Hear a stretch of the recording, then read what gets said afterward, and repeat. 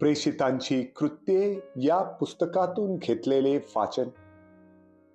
आम्ही रोम शहरात गेल्यावर पौलाला त्याच्यावर पहारा करणाऱ्या शिपायाबरोबर वेगळे राहण्याची परवानगी मिळाली.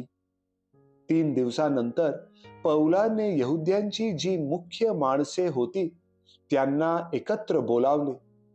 ते एकत्र जमल्यावर तो त्यांना म्हणाला, बंधू जनहो, मी आपल्या लोकांविरुद्ध आणि पूर्वजांच्या संप्रदायाविरुद्ध काही केले नसता मला येरुशलेममध्ये बंदिवान करून रोमी लोकांच्या हाती देण्यात आले. त्यांनी चौकशी केल्यावर माझ्याकडे मरणदंडास पात्र असा काही गुन्हा नसल्यामुळे ते मला सोडू पाहत होते. परंतु यहुद्यांनी विरोध केल्यामुळे कैसराजवळ न्याय मागणे मला भाग पडले. तरी मला आपल्या राष्ट्रांवर काही दोषारोप करावयाचा होता असे नाही. याकरता तुमची भेट घेऊन तुम्हाबरोबर भाषण करावे म्हणून तुम्हाला बोलावले. इस्रायलाच्या आशेमुळे मी ह्या साखळीने बांधलेला आहे. तो आपल्या भाड्याच्या घरात पुरी 2 वर्षे राहिला आणि जे त्याच्याकडे येत असत त्या सर्वांचे तो स्वागत करीत असे.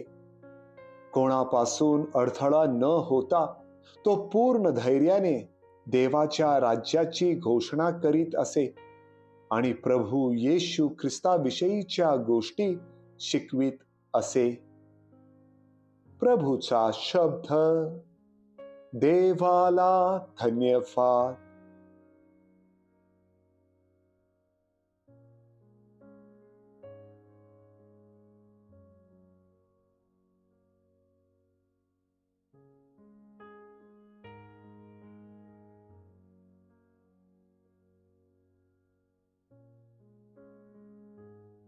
योहान लिखित पवित्र शुभवर्तमानातून घेतलेले वाचन.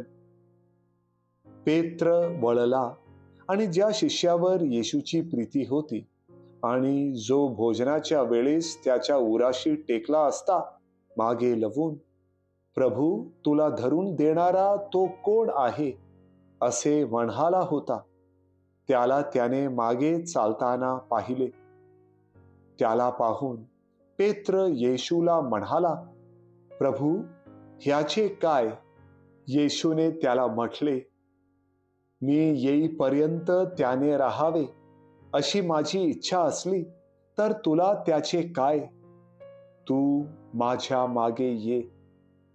ह्यावरून तो शिष्य मरणार नाही अशी वदंता बंधू वर्गामध्ये पसरली.